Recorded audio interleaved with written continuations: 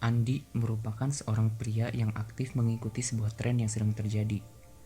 Setiap hari, Andi terbangun di sebuah apartemen mahal dan di atas matras terbaik yang baru ia beli dan masih hangat dibicarakan oleh orang-orang. Lalu, ia melihat jam di handphone keluaran terbaru yang baru saja ia beli ketika rilis.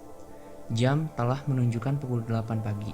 Ia memutuskan untuk scroll media sosial untuk melihat tren apa yang sedang hangat dibicarakan saat ini. Ia tertarik pada sebuah sistem investasi kripto yang sedang dibicarakan oleh seorang influencer yang ia ikuti di sosial media. Tanpa pikir panjang, ia membeli kripto tersebut dan menghabiskan 70% simpanan keuangannya dengan harapan akan profit besar di masa depan. Setelah itu, Andi ke kamar mandi dan membersihkan dirinya menggunakan produk-produk kebersihan yang sedang tren dan tak lupa menggunakan skincare mahal. Setelah mandi, Andi memakai pakaian bergengsi yang sedang tren dibicarakan, lalu ia bergegas menuju ke kantor. Ia menggunakan mobil mahal dan keluaran terbaru miliknya yang menghabiskan 50% dari gaji bulanannya untuk mencicil kendaraan tersebut. Andi membeli mobil tersebut bukan karena dirinya membutuhkan sebuah mobil. Bahkan, dengan menaiki bus atau ojek online, ia akan sampai lebih cepat tanpa terhambat kemacetan. Dirinya bahkan tidak mengetahui mesin dan daya dari mobil tersebut. Andi membeli mobil itu bukan karena manfaatnya, namun karena terpengaruh oleh gaya hidup influencer yang ia ikuti. Saat makan siang, ia makan di sebuah restoran mahal, lalu memotret setiap makanan dan mempostingnya di sosial media. Andi menghabiskan setiap harinya untuk melakukan hal-hal yang sedang tren agar tidak tertinggal dari orang lain. Ia berusaha untuk selalu aktif melakukan apa yang banyak orang lakukan. Ia menjadi seorang pengikut. Tanpa kita sadari, kita mirip seperti Andi. Kita terpengaruh oleh pemikiran orang lain, gaya hidup orang lain, dan kita mengikuti keinginan dari orang lain.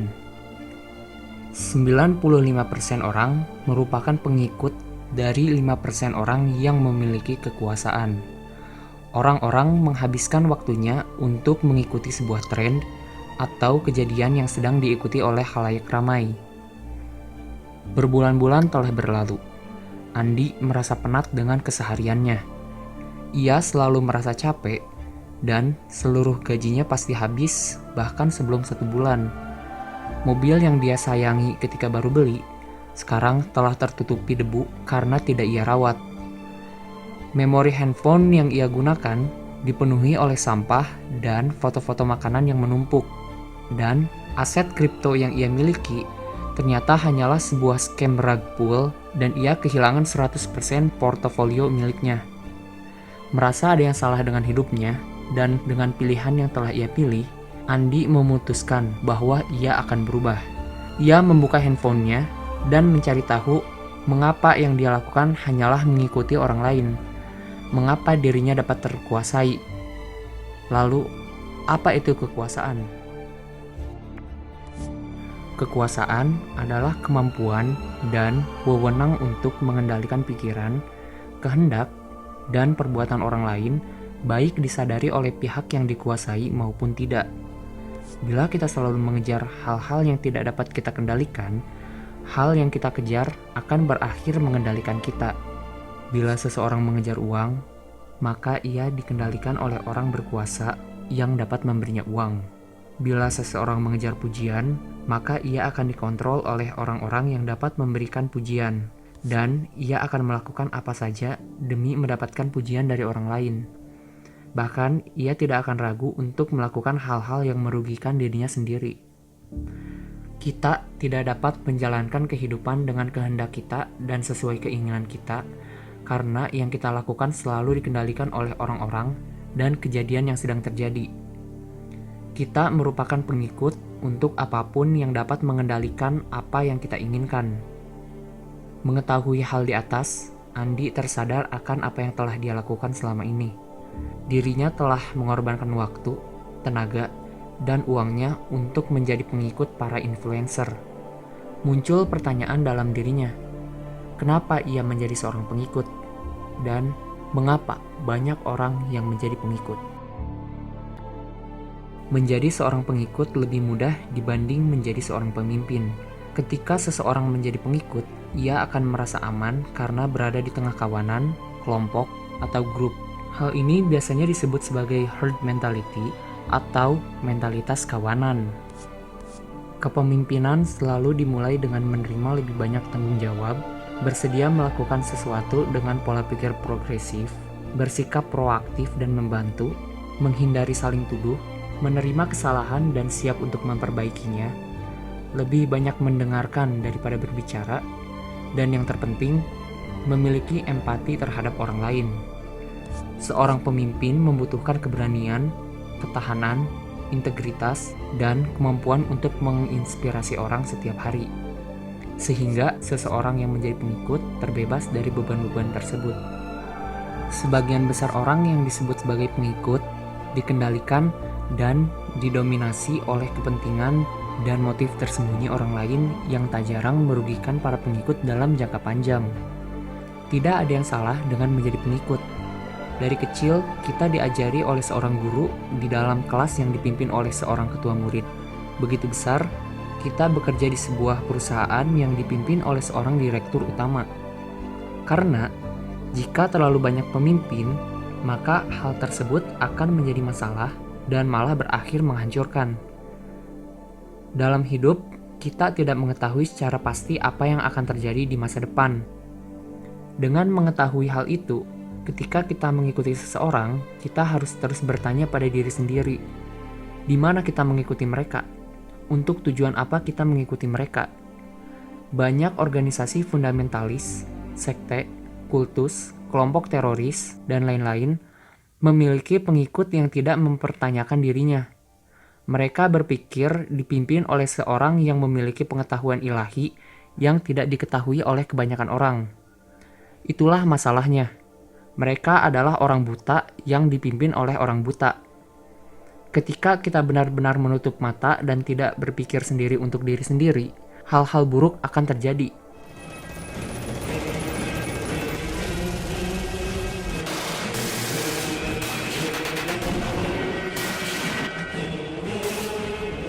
Setelah Perang Dunia Kedua, terdapat seorang penulis wanita.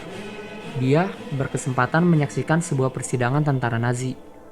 Dalam memonya, dia menulis, "Ada yang tidak beres. Saya tidak tahu apa itu, tapi tidak ada yang salah. Dia tidak berbau kejahatan, dan nyatanya dia tampak seperti orang yang cukup baik. Tapi dia melakukan tindakan ini dan dia tampak buta. Bagaimana dia bisa sejauh ini?" Tentara Nazi hanya mengikuti perintah. Beberapa orang menentang keinginan mereka. Yang lain percaya bahwa Hitler merupakan pilihan Tuhan yang memiliki semacam wahyu ilahi dan menganggap rendah orang yang bukan bagian dari ras mereka. Tidak ada salahnya menjadi pengikut. Namun, jangan mengikuti secara membabi buta, jangan kehilangan siapa diri kita, jangan menyerahkan diri kita secara emosional, moral, atau fisik, jangan menjadi budak tanpa pikiran demi orang lain, jangan menyakiti orang lain atau diri kita sendiri atas keinginan orang yang kita ikuti. Pada akhirnya, tidak ada yang diperoleh dari menutup mata dan mengikuti dengan buta. Kita semua akan melewati jalan kita masing-masing. Kita juga akan menemui jalan yang belum pernah dilalui oleh orang lain. Jalan yang tidak ada jejak untuk mencari tahu kemana kita harus pergi selanjutnya. Hal ini menakutkan. Hal ini memutuskan asa. Tapi inilah hidup yang kita miliki. Andi marah ketika ia mengetahui hal di atas. Ia marah bukan terhadap orang yang menguasai dirinya, namun karena ia membiarkan dirinya dikuasai. Ia harus berubah, ia harus terbebas. Dan muncul pertanyaan dalam benaknya, bagaimana caranya terbebas? Rahasia untuk terbebas dari pengaruh orang lain adalah lebih menghargai dan mengejar apa yang dapat kita kendalikan dibandingkan hal lain. Kita mendapatkan kebebasan ketika kita berhenti menginginkan hal-hal yang dikendalikan orang lain. Salah satu contoh baik yaitu Stoicism. Para penganut Stoicism dapat bebas karena mereka lebih mementingkan hal yang dapat mereka kendalikan. yaitu pribadi mereka. Kepribadian seseorang mendefinisikan dirinya dan membawanya melalui kehidupan. Kepribadianlah yang mendorong pilihan Anda dan membantu Anda mengatasi kesulitan. Marcus Aurelius. Orang yang lebih mementingkan kepribadiannya dibandingkan hal lain tidak dapat dipaksa untuk melakukan hal-hal yang bertentangan dengan keinginannya. Kita melihat seseorang dari kepribadian atau karakternya. Hanya orang-orang dengan kepribadian yang kuat yang dapat mencapai hal yang ia inginkan. Pada dasarnya, kita peduli tentang uang, jabatan, ketenaran, karena hal-hal tersebut memiliki daya tarik yang kuat dan karena hal tersebut berguna, menyenangkan, atau berharga. Namun, kita harus memahami bahwa fokus pada kepribadian lebih berharga dari apapun. Kita harus memahami manfaat dari menjadikan kepribadian sebagai prioritas utama kita dengan memilah dan menilai hal yang akan kita pilih. Pilihan kita mengarah pada perilaku. Perilaku mengarah pada kebiasaan. Lalu, kebiasaan akan membangun dan memengaruhi kepribadian kita. Jadi, memperbaiki kepribadian kita merupakan hal yang dapat dilakukan kapan saja dan tidak ada yang dapat menghalangi. Dengan memilih pilihan kita secara hati-hati, kita dapat menerima hal-hal yang berada di luar diri kita karena bukan hanya hal tersebut berada di luar kendali kita, tetapi juga tidak penting bagi kita. Tidak ada yang dapat mengganggu kita. Kita menjadi bebas dan tenang. Lalu, berfokus pada pribadi memberikan kita kekuatan. Dengan menghargai pribadi kita di atas segalanya, kita peduli dengan pilihan yang kita buat dalam suatu situasi. Oleh karena itu, ketika kita menghadapi kesenangan atau kesulitan, kita tidak memikirkan apa yang telah kita miliki atau apa yang telah diambil dari kita, tetapi bagaimana kita bertindak dan merespon sebuah situasi. Kita berfokus pada apa yang harus kita lakukan dan bukan pada situasi tersebut. Siapapun yang mencoba untuk mempengaruhi kita pasti akan gagal, kecuali jika kita berkeinginan untuk mengikuti orang tersebut. Epictetus menyebut orang-orang yang memiliki kuasa namun korup sebagai tiran. Seseorang yang diperas oleh seorang tiran dengan janji atau ancaman tidak hanya akan terbebas dari kekuasaan tiran itu sendiri, tetapi dirinya yang akan menjadi berkuasa, karena tiran tidak dapat mengendalikannya. Di dalam Epictetus Discourses, dia menuliskan, "Jika seorang tiran mengancam saya di pengadilan, saya katakan, apa yang dia ancam? Jika dia mengatakan, saya akan mengikat Anda, saya katakan, dia mengancam tangan dan kaki saya. Jika dia mengatakan, saya akan memenggal Anda, saya katakan, dia mengancam leher saya. Jika dia bilang, saya akan menjebloskanmu ke penjara, saya bilang, dia mengancam seluruh tubuhku.